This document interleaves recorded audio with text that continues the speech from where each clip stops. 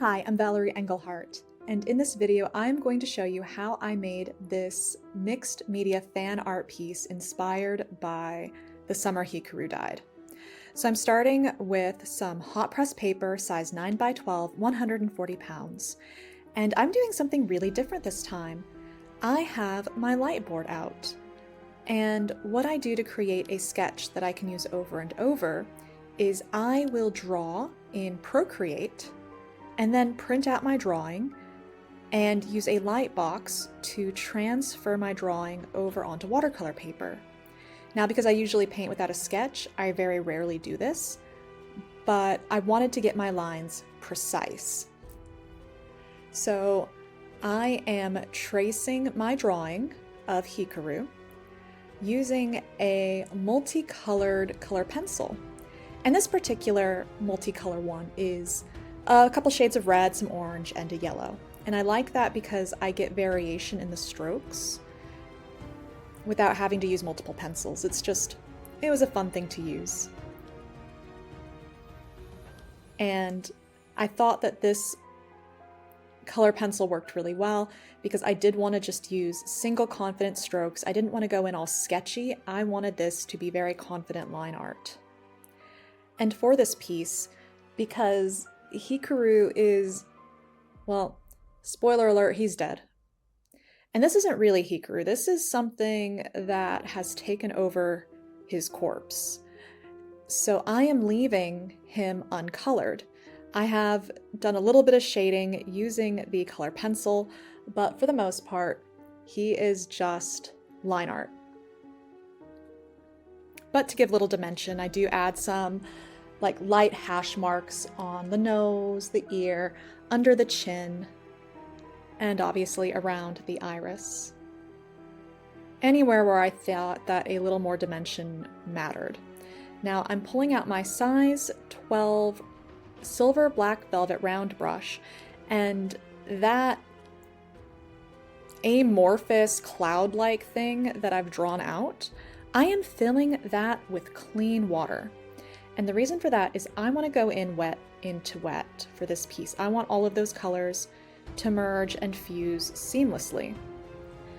And that is, this stuff that's pouring out of him is actually whatever this being is. And even calling it a creature is not accurate. It is something not of this dimension that accidentally, unintentionally slipped into our own. And this story is such an interesting one. It tackles grief. It's a coming-of-age horror story. And it's so sad that we never get to see the real Hikaru, because everything we see is a memory. And, not everyone's always the most reliable narrator. So we really just see secondhand accounts and other memories of him. Everything else we see in the story is this creature that has Hikaru's memories, looks like Hikaru, sounds like Hikaru, can perfectly mimic him, but it's still not him. Now, because this is a manga, now there is an anime out, so I could have pulled color inspiration from that, but I probably did because at the time I painted this, the trailer was out. But in the manga, it's black and white, so I just know that this essence, I really still don't even know what to call this. So I'm just going in for some colors, and this is really just a base layer. There is going to be so much more that goes on top of this. So I've got red and kind of a teal and a purple, and I'm going in with my magic wizard because it's kind of like a yellowy brown color. And now I'm just spattering, creating more texture, but a lot of this is getting covered. I am doing things very different in this piece for me, but it's important to try doing other new things and branch out. Try other things you enjoy. I like this series, so why don't I try to use some of my skills to make something I like? Using a little bit of red in the pupil, and I'm doing that for two reasons. One, it needed a little more substance there, but in the anime, one of the ways to denote that it's this creature is the pupil is red and not black. So right now I've pulled out some Daniel Smith. It's a sparkly color. It's interference green. And so when you paint it on, like, you don't really see anything, do you? Maybe the colors get a little more muted, but the point of this is at certain angles, it shimmers green.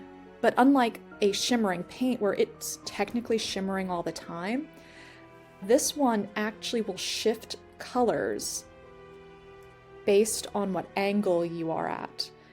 And the reason I even bought this paint was for another painting where I was painting my son with like goldfish on either side of his ears like headphones with waveforms coming out. But that meant I had a big tube and there's a lot of paint in that tube, so I wanted to use it. But I'm lifting it up now just to show it off. Also because I can't really see it, I was lifting it to make sure that I covered everything, because anything that didn't reflect in the light would mean that I needed to go in and add a little more paint. So for this part, I actually made a little bit of an oopsie daisy. So I am just taping my painting to my table. And the reason for that is I want to create a nice white border because everything else is going to be filled in with black. And I'm using painter's tape and I'm being careful because I don't want it to rip my paper. But I also still want to create a nice seal because I do want that border to be nice and white.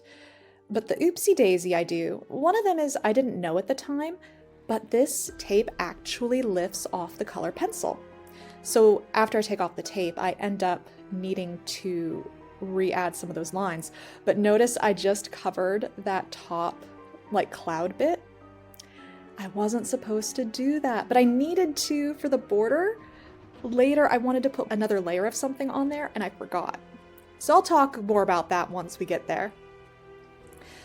But I have this Holbein peach black that I'd purchased strictly for another video, but that's a big 15 milliliter tube of paint and I don't usually use black. So I thought, you know what?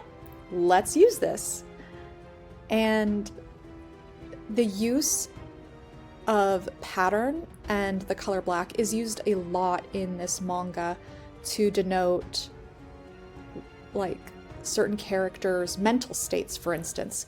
Especially in the first volume, the way the art is used to show the main character, who's actually Yoshiki, and I did a painting on him earlier. It's just, the visual narrative is incredible. I highly recommend the manga. I appreciate how they were able to make changes in the anime so that it wasn't just a beat for beat replication. They were able to expand on a couple of things, rearranged a couple things, so that someone like me who had read the books had something new and unexpected. But it didn't change the story at all. Sometimes adaptations are done and they take things in a completely different direction and it's, well, frustrating, honestly.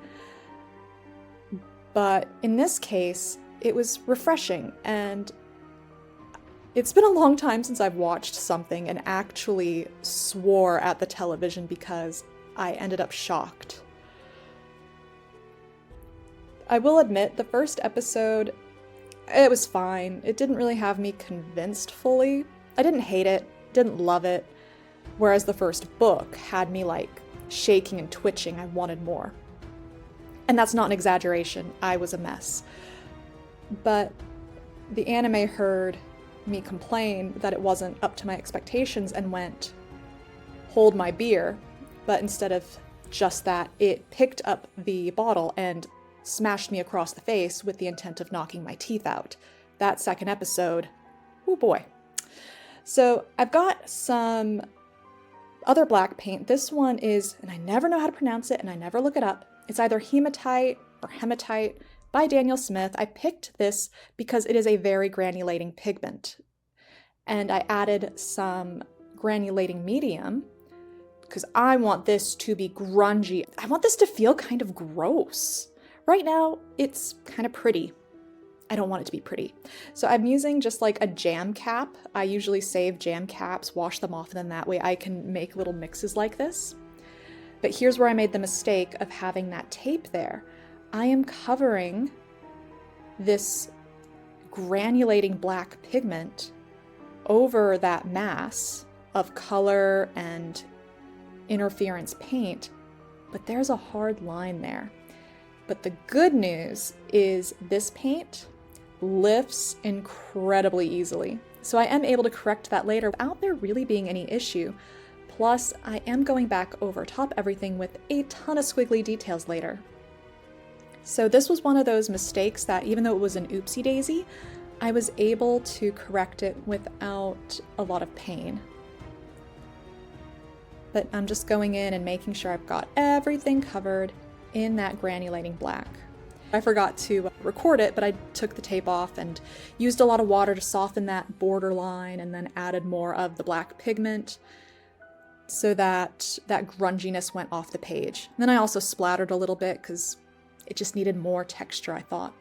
So when pulling off the tape, I'm doing it very slowly and I'm doing it at a bit of an angle. I find that helps prevent tears from happening. But look, there's a little tear starting to happen. So I go to the other side and I pull from there. There's the tiniest tear, but because it's on the very corner, it's fine. If you run into this problem where it's starting to tear the paper, use a blow dryer and heat the tape. That loosens the adhesive, and that way it pulls off better. And here's where I learned, oh, that tape pulls off the color pencil. So I had to go back in and strengthen some of those lines and re-add some of those hash mark shadows. All right, now moving on. This part took me about an hour to do. Thank goodness for audiobooks, because I just cranked one on and zoned out. I started using some Winsor & Newton. It's black. I think it's ivory black. Quite a few different black paints. I just picked whichever one I had. I'm using gouache because I want it to be opaque. And that's what makes this a mixed media piece is I've got watercolor, I've got color pencil, and I've got gouache. And notice I did not sketch any of this out. I am freehanding all of this. I do have on my computer, because you can see me going and refreshing the page, I have some reference images from the manga so I can make sure I have the feel correct, but I'm not doing like a one-for-one copy. It's never the same anytime this stuff emerges. And this stuff tends to emerge whenever I'll just keep saying Hikaru at this point. Whenever Hikaru is feeling strong emotions, which this is a creature, and again, not even a creature. This being didn't have an ego, a sense of self. So in taking over a human, this is its first time experiencing being a human. Even having things like emotions and desire or hunger. It has never experienced these things before. And so anytime something really distressing to it happens, it starts to leak out, and usually at the eye, because when Hikaru died, he hit his head on a rock in that area. So essentially it leaks out of what that wound used to be. And I am just squiggling. The mangaka, so the author and artist, I read an interview once and they talked about how these forms were inspired by like cells, and so they take like an organic shape. And so that's what I just kept trying to imagine was my high school science book with illustrations of a cell while chanting in my head, the mitochondria is the powerhouse of the cell. My son actually has a biology test coming up. I might go quiz him on that. But this whole process, yeah, I think I told you that it took about an hour, so I sped this up considerably because watching me do every single stroke would be, I think, a bit much. Part of the challenge for me is making all these organic lines, but trying to make each segment different. They can have similarities, but humans, part of what makes our brains so great is how we can subconsciously pick out patterns. And so as artists, one thing that we usually have to make sure we're not doing unintentionally, if you're doing it intentionally, go for it, but accidentally creating the same thing over and over, because that can become boring. And so I want to keep the same feel, the same flow, but not create just the same shapes over and over. And this actually used up quite a bit of gouache, and I'm using a liner brush. I think it's a size 2. And I am using a synthetic brush because I want this gouache to go on really thick, really opaque, and I want better water control. Natural fibers will hold far more water, and I don't want it to hold too much water. So, synthetic brush for me. But notice how much is getting covered up. So that's why I'm not too concerned about things being patchy underneath, because there's enough to distract, but having those colors and shimmer and grunge there really helps the overall vibe, the look. That rainbow of color, yet somehow sickly, emerging from inside this teenage boy. And he's pale as a ghost, because that's really all he is at this point. And it's so sad that he died in such a believable way. Hiking in the mountains, missed a footfall. It had been raining, so he slipped, fell, hit his head on a rock in the wintertime. No one was with him, and he was hiking somewhere where most people wouldn't be. And as a mom, that makes me sad. Anyway, enough with this melancholy. Here's the finished painting. And if you like this video, press that like button so I know to make more like it. And if there's anything you want to see from me, let me know down in the comments, because I am always looking for more subjects.